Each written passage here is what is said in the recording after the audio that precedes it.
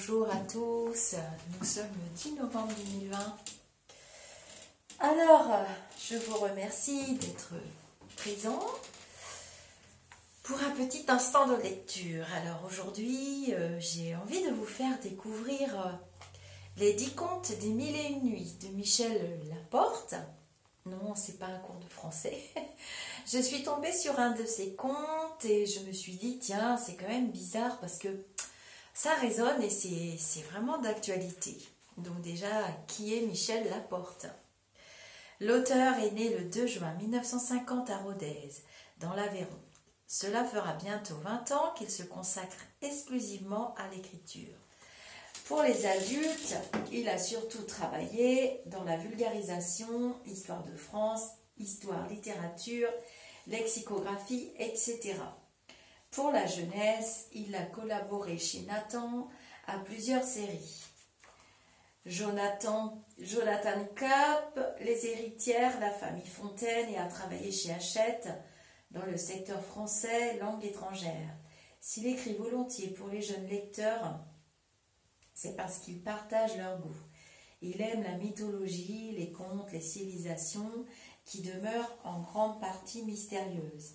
L'histoire quand elle pose plus de questions qu'elle ne donne de réponses. Il aime aussi les histoires policières pour peu qu'elles soient dépaysantes. Alors ensuite, on nous parle de l'illustrateur Frédéric Sauchard, des deux illustrateurs de ce livre. Voilà. Alors j'ai choisi aujourd'hui l'histoire numéro 5, l'histoire d'Hassan le Cordier. Vous êtes installés? C'est parti. Il y avait dans la ville de Bagdad deux amis dont l'un s'appelait Saadi et l'autre Saad.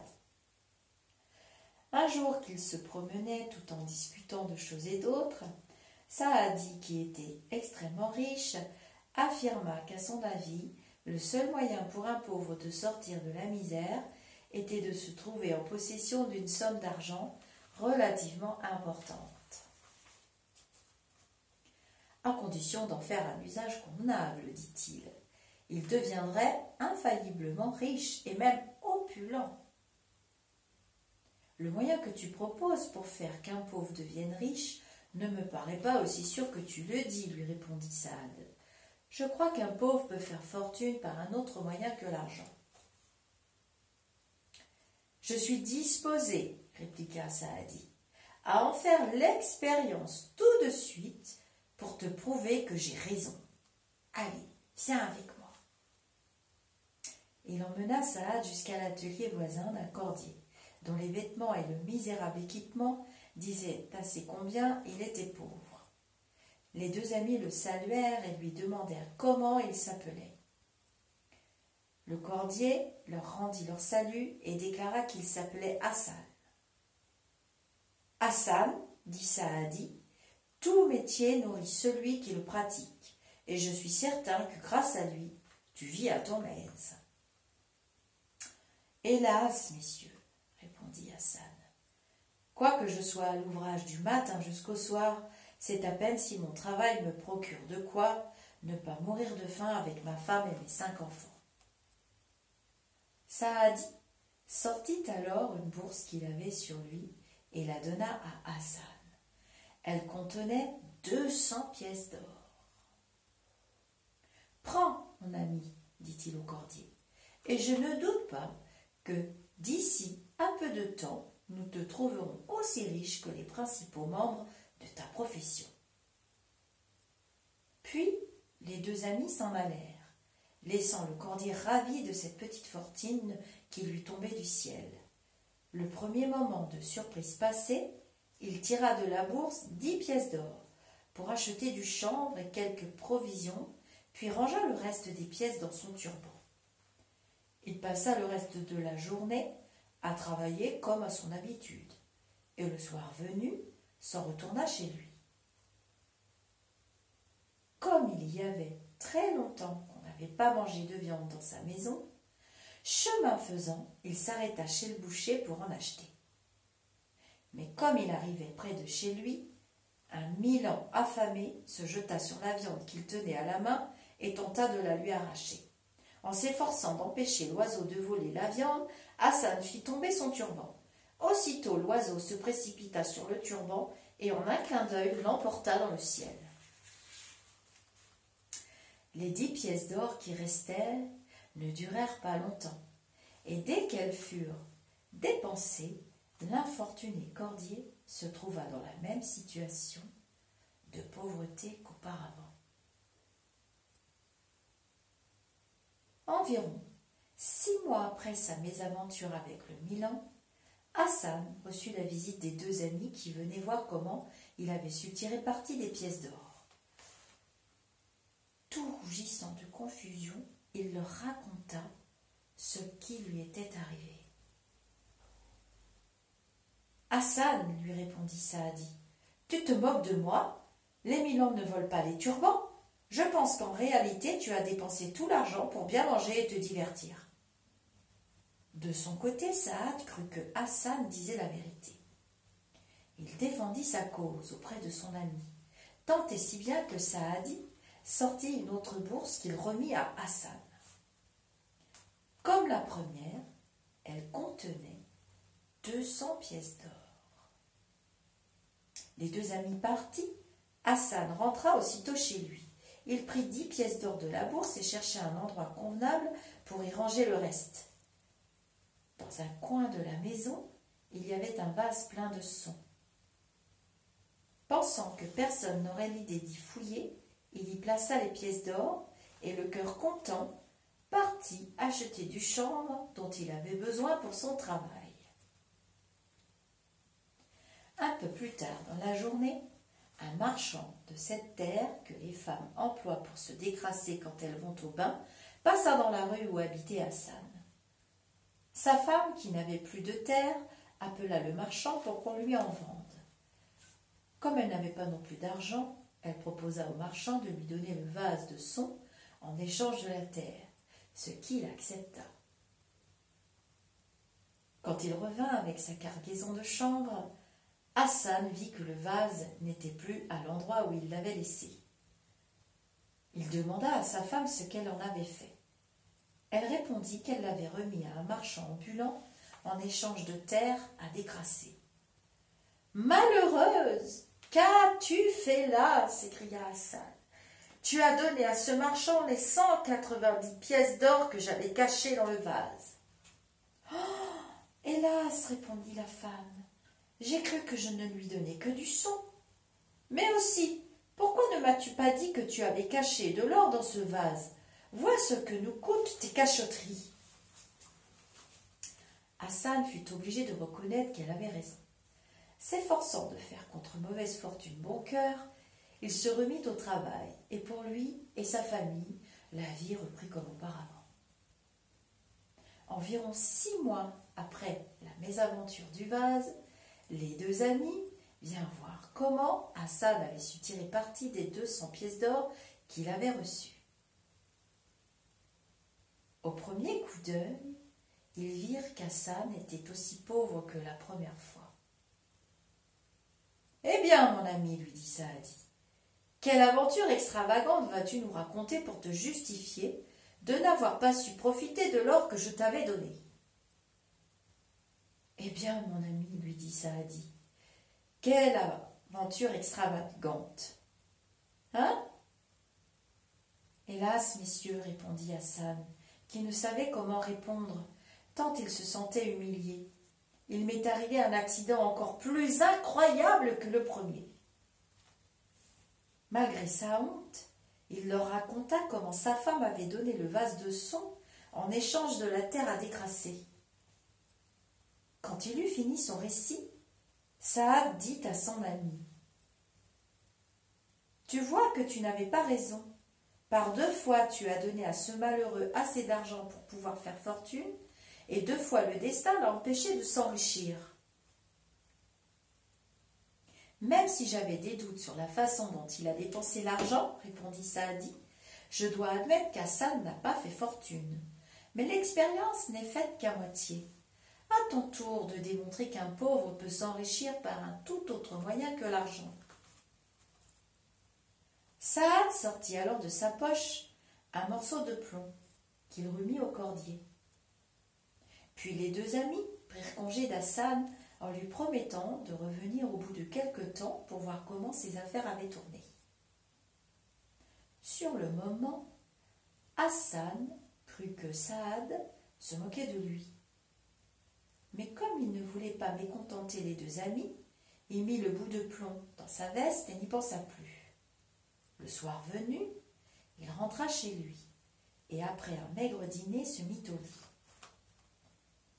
Or, très tôt, le lendemain matin, un pêcheur du voisinage s'aperçut qu'il lui manquait un morceau de plomb pour lester ses filets. Comme il devait absolument partir à la pêche avant le jour et que les boutiques qui vendent du plomb étaient encore fermées, il envoya sa femme chez leur voisin demander si par hasard quelqu'un avait un morceau de plomb à lui donner. La femme frappa à la porte d'Hassan et fit sa demande de la part de son mari. Du coup, Hassan se souvint de celui que lui avait donné Saad et le lui donna. Toute heureuse de voir que son mari pourrait partir à la pêche et rapporter le poisson dont ils avaient besoin pour vivre, cette dernière lui dit « C'est un très grand service que vous rendez à mon mari. Pour vous en remercier, je vous apporterai tout le poisson qu'il prendra la première fois qu'il lancera ses filets. » Le pêcheur alla à la pêche, et quand il remonta ses filets pour la première fois, il vit qu'il y avait un seul poisson, mais particulièrement gros et beau. Il le mit de côté pour Hassan, et dès qu'il fut rentré chez lui, le soir venu, il envoya sa femme le lui porter en sorte de tenir sa promesse. En voyant combien le poisson était gros, la femme d'Assad fut tout embarrassée. « Comment veux-tu que je le fasse cuire » dit-elle à son mari. « Notre grille est juste bon à rôtir des petits poissons, et je n'ai pas de marmite assez grande pour le faire cuire. »« Rôti ou bouilli, ça n'a pas d'importance, » répondit Hassan. « Nous le mangerons comme il sera. » Alors sa femme se mit en devoir de préparer le poisson. En le vidant, elle trouva un gros diamant, qu'elle prit pour un morceau de verre, car jamais de sa vie elle n'avait vu de pierre si précieuse de si près. Quand elle l'eut bien nettoyé, elle le donna à ses enfants pour qu'ils s'en amusent. Bientôt les enfants commencèrent à se disputer à cause du diamant.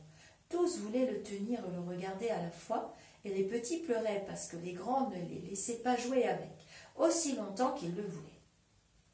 Fatigué par le bruit qu'il faisait, Hassan voulut savoir pourquoi il se chamaillait.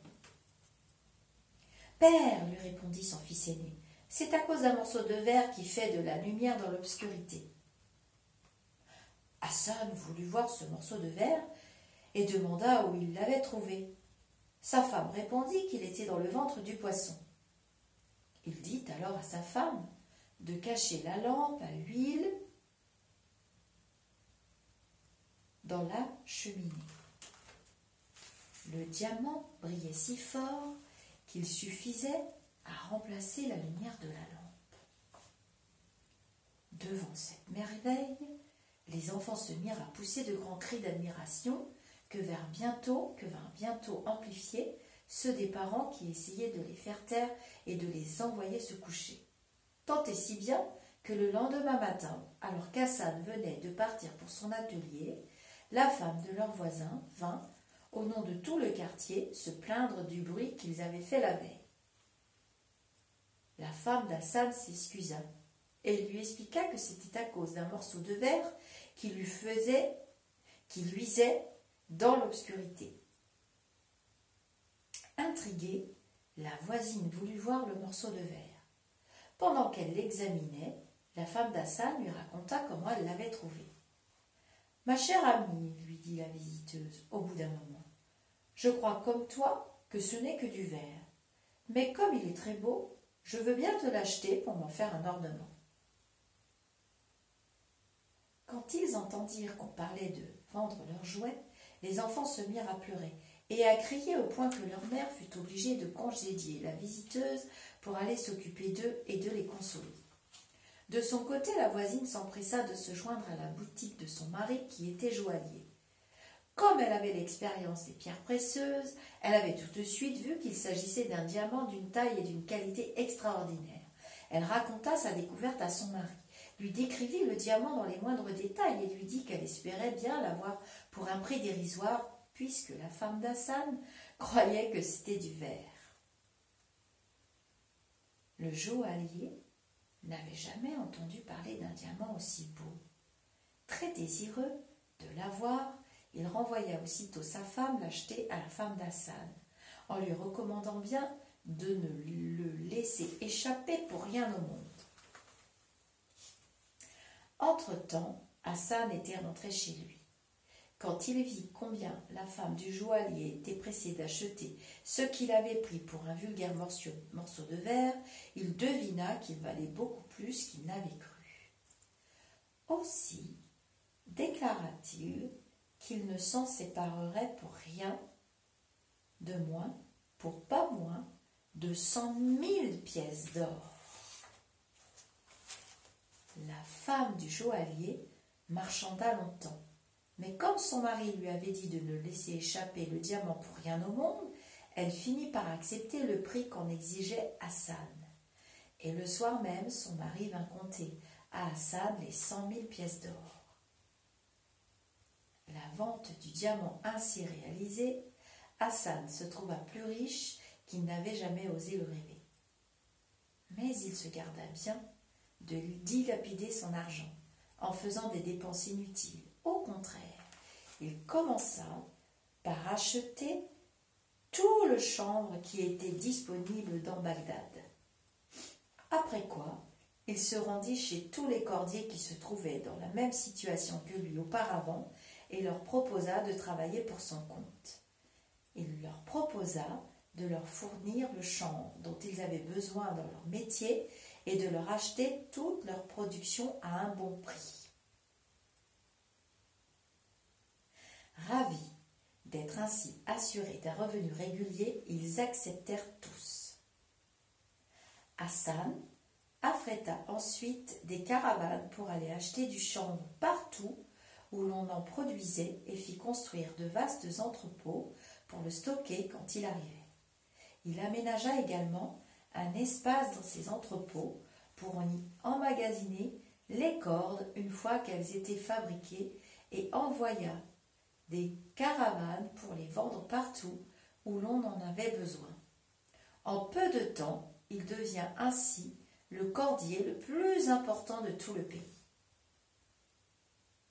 Un an environ après l'épisode du poisson, Saadi et Saad se souvinrent d'Hassan et décidèrent d'aller voir si le morceau de plomb lui avait mieux profité que les 2 bourses d'or.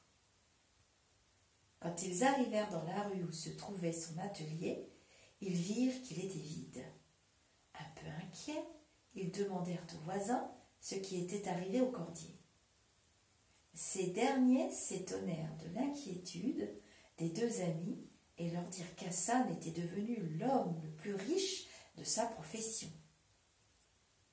Impatient de savoir une chose aussi étonnante, et qu'une chose aussi étonnante puisse arriver et était arrivée, les 2 amis se rendirent bien vite à la maison où Hassan s'était installé, à proximité de ses entrepôts. Hassan les reçut avec beaucoup de joie, les fit asseoir sur un sofa, leur servit des rafraîchissements, puis leur raconta comment la découverte et la vente du diamant lui avaient permis de se trouver finalement à la tête d'une entreprise aussi prospère. Quand ils eurent fini son récit, Saad dit à son ami : « Tu vois que j'avais raison d'affirmer qu'on peut faire fortune par un autre moyen que l'argent. »« J'en conviendrais volontiers, répondit Saadi, si l'aventure du poisson ne me paraissait pas encore plus incroyable que celle du Milan ou du vase de son. Toujours est-il que mon but était qu'Hassan devienne riche et que je suis très content qu'il le soit devenu. » Hassan fut désolé d'entendre que Saadi ne croyait pas qu'il avait dit la vérité. Mais comme il se rendait bien compte que ses aventures étaient très difficiles à croire, il ne lui en voulut pas. Et comme il vouait à l'un et l'autre ami une grande reconnaissance, il les invita à venir voir la maison de campagne qu'il avait achetée à peu de distance de Bagdad. Les deux amis, qu'aucune affaire pressante ne retenait en ville, acceptèrent volontiers son invitation. Dès le lendemain, profitant de la fraîcheur de l'aube, Hassan les emmena sur une barque qui était à lui. Grâce à l'efficacité des 6 rameurs et au courant du fleuve, ils arrivèrent à la maison 1h30 plus tard. Elle se dressait au milieu d'un bouquet de palmiers qui lui donnait de l'ombre sans pourtant empêcher la lumière d'y pénétrer. Tout autour s'étendaient des champs plantés d'orangers et de citronniers qui couraient jusqu'à la limite d'un bois voisin. Les enfants d'Hassan se trouvaient alors dans cette maison où il les avait envoyés profiter du bon air de la campagne, pendant que leur père faisait les honneurs de sa propriété à ses invités. Les enfants partirent se promener dans le bois où ils aperçurent tout en haut d'un arbre un nid de milan. Aussitôt, le plus grand d'entre eux grimpa à l'arbre pour dénicher les oisillons. En arrivant près du nid, il vit que l'oiseau s'était servi d'un turban pour y abriter sa nichée. « Voilà une chose peu ordinaire, dit-il à ses frères quand ils furent descendus avec le nid. Puisque notre père est là avec ses hôtes, allons la leur montrer. » Quelle ne fut pas la surprise d'Hassan de reconnaître son turban dans le nid que ses enfants lui apportaient. Il en ôta les petits oiseaux qu'il abandonna aux enfants, puis tendit le turban à Saadi en disant « Voilà qui vous prouvera que je disais la vérité à propos du Milan. Ce turban est d'un poids peu ordinaire, et je suis bien certain qu'en le défaisant, vous y découvrirez les pièces d'or qui restaient de la première bourse. » Effectivement, en défaisant le turban, Saadi y trouva les pièces. Il y en avait 190. « Mon ami, dit-il, me voilà forcé de te croire pour ce qui concerne le Milan, mais rien ne prouve que ce n'est pas l'or de la deuxième bourse qui t'a permis de t'enrichir, ce que je continue à penser d'ailleurs. » En l'entendant, Saad fut un peu fâché de l'obstination de son ami. Mais comme il était d'un caractère très patient, il n'en laissa rien paraître et la journée se passa agréablement à profiter de la fraîcheur de la campagne. Lorsque le soir tomba, les 3 hommes se mirent en selle pour revenir en ville. Ils entrèrent dans Bagdad vers 2h de la nuit et allèrent tout droit à la maison d'Hassan. Or, il se trouva qu'en raison d'une négligence des domestiques, il n'y avait plus un seul grain d'avoine dans la maison pour faire manger les chevaux. Hassan envoya ses domestiques en chercher dans le voisinage, mais comme les boutiques étaient fermées, tout ce qu'ils purent ramener, ce fut un vase de son que l'un d'eux acheta à un étranger de passage. Quand le domestique versa le son dans l'auge devant les chevaux, Hassan et les 2 amis eurent la surprise de voir les pièces d'or tomber du vase en même temps que le son. « Eh bien, s'exclama Hassan tout joyeux, voici les pièces d'or qui restaient de la deuxième bourse. Comptez-les vite, dit-il à Saadi, et vous verrez que j'ai bien dit la vérité. » Saadi les prit et les compta. Il y en avait exactement 190. « Mon ami, dit-il quand il eut fini, je te prie de me pardonner d'avoir douté de ta parole. Je crois à présent que l'histoire du poisson est aussi vraie que celle du Milan et du vase de son. » Et se tournant vers Saad, il ajouta « L'expérience est concluante. Que tu avais raison, on peut faire fortune par d'autres moyens que l'argent. » Par la suite, Hassan continua de gérer avec sagesse et habileté l'entreprise qu'il avait pu créer grâce à un simple morceau de plomb il revit souvent Saadi et Saad, et tous trois devinrent les meilleurs amis du monde. Alors, ce petit conte, qui est tiré du livre des 1001 nuits, ce petit conte est vraiment, je trouve, d'actualité.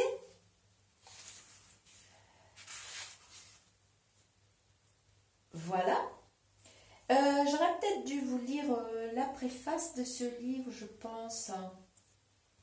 Non, je vous le lirai dans une autre histoire parce que j'ai deux histoires à vous lire de ce conte, de ce livre des 10 contes des 1001 nuits. Donc, voilà, ce livre pour dire cet extrait que j'ai trouvé très joli, pour vous dire que, quel que soit le moyen, quand quelqu'un doit arriver quelque part dans la vie, donc en fait l'extrait de ce petit conte, je compte sur vos commentaires évidemment sous cette vidéo, tout ça pour vous dire que certainement on peut l'interpréter de différentes manières, mais ce qui est écrit l'est, parce que le diamant dans le ventre du poisson, le plomb, voilà, quelle que soit l'intervention de l'homme, quand il ne doit pas réussir par ce chemin-là, alors qu'il dit la vérité, vous voyez bien qu'il est honnête,